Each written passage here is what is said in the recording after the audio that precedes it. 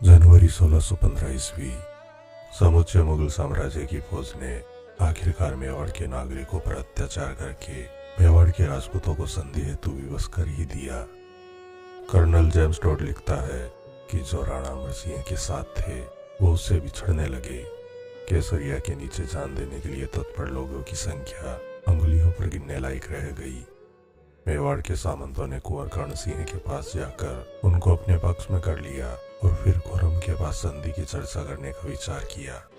सामंतों ने कुंवर कर्ण सिंह को भी तसल्ली दे दी कि यदि खुर्रम महाराणा अमर सिंह को दरबार में न बुलाई जाने की शर्त पर सुलह करने को तैयार हो तो ठीक, वरना हम लोग भी राजपूत है, तलवार से सवाल जवाब करेंगे।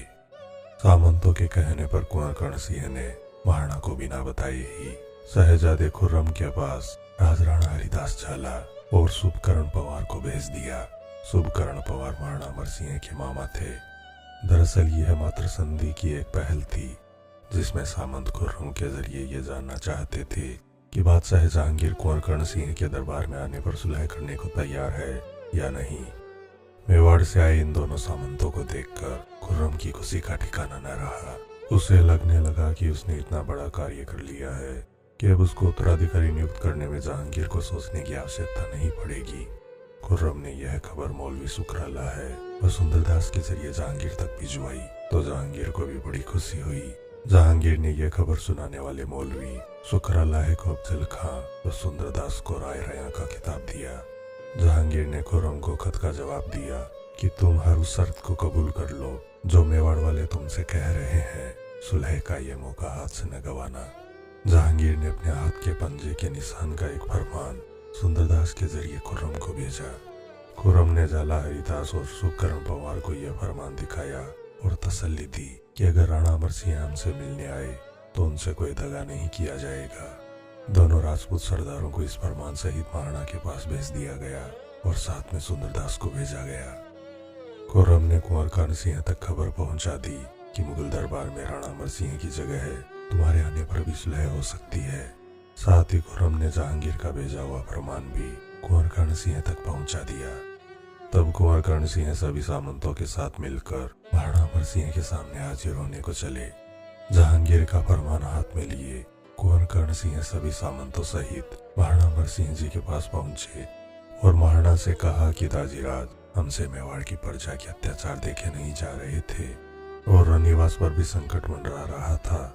इस खातिर हमने आपसे वगैरह पूछे ही खुर्रम से संधि की चर्चा करवा ली। हमारे अपराध क्षमा योग्य नहीं है, परंतु हमारा वचन है कि आपके सम्मान को आंच न आएगी। महाराणा अमर सिंह जी ने कहा कि जब तुम सबने मिलकर तय ही कर लिया है तो मैं अकेला क्या कर सकता हूँ। दाजीराज के अंतिम वचनों का मान रखने की मेरी प्रबल इच्छा थी। लगता है कि अब तुम सबकी और मेरी सोच में फर्क रह गया है।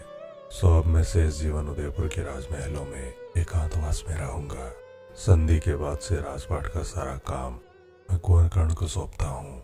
वैसे तो अब तुम सबको मेरी जरूरत भी न होगी, पर विशेष मसला हो तभी मुझे याद किया जावे।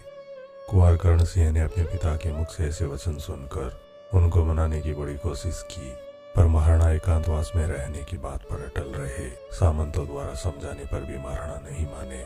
महाराणा अमर सिंह जी की आत्मग्लानि यूं ही नहीं थी। वे जानते थे इतिहास में उनके संघर्ष को याद नहीं रखा जाएगा, क्योंकि मेवाड़ की स्वतंत्रता का पतन उन्हीं के शासनकाल में होने जा रहा था।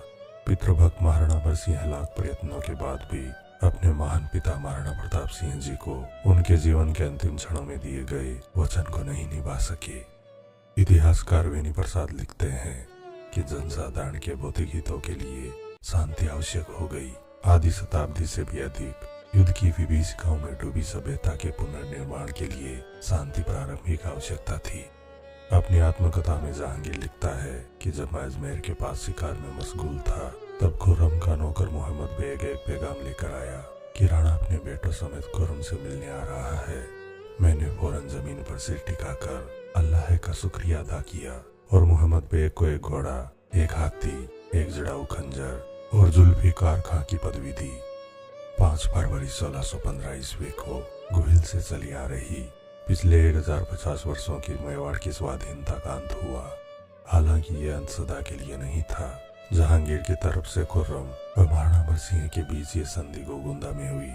मेवाड़ मुगल संधि की शर्तें कुछ इस तरह थी। चित्तौड़गढ़ समेत मेवाड़ के सारे क्षेत्र महाराणा अमर सिंह को दिए जाएंगे, जिन पर मुगलों का कब्जा है।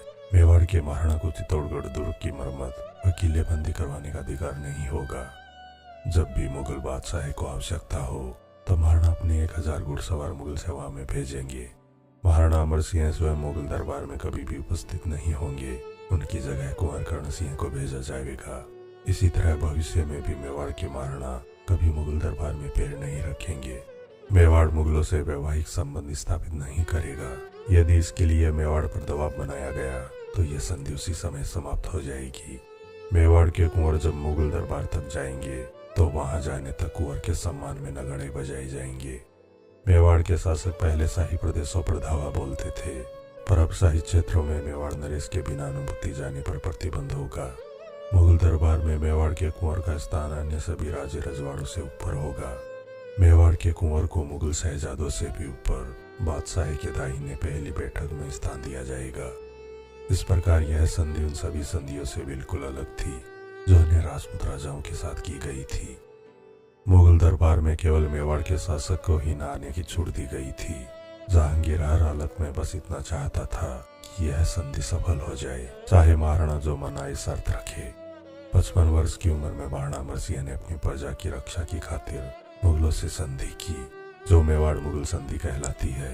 इस संधि को इतिहास ने महाराणा अमर सिंह जी की कायरता, नासमझ व भूल कहा, लेकिन मेरी नजर में ये महाराणा अमर सिंह जी का केवल दुर्भाग्य था।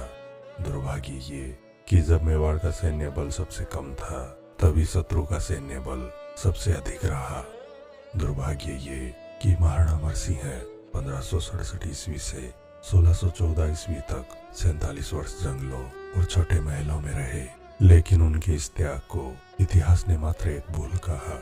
दुर्भाग्य ये कि महाराणा अमर सिंह जी ने मुगल सल्तनत से 17 बड़े युद्ध लड़े व 100 से अधिक मुगल चौकियों पर अधिकार किया, जिन्हें इतिहास ने एक संधि के कारण कायरता कहा।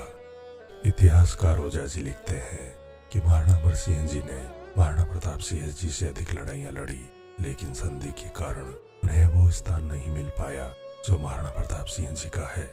इस संधि का शेष वर्णन अगले भाग में किया जाएगा। दोस्तों, दम्य वीर महाराणा अमर सिंह जी के इतिहास से जुड़ा यह 30वां भाग आपको कैसा लगा? कृपया लाइक एवं कमेंट जरूर करें। मैं विजय राठौड़ जल्द लौटूंगा इतिहास से जुड़े रोचक एवं रोमांचक वीडियोस लेकर। जुड़े रहें हमारे चैनल स्ट्रेंज फैक्ट्स इंडिया के साथ। धन्यवाद।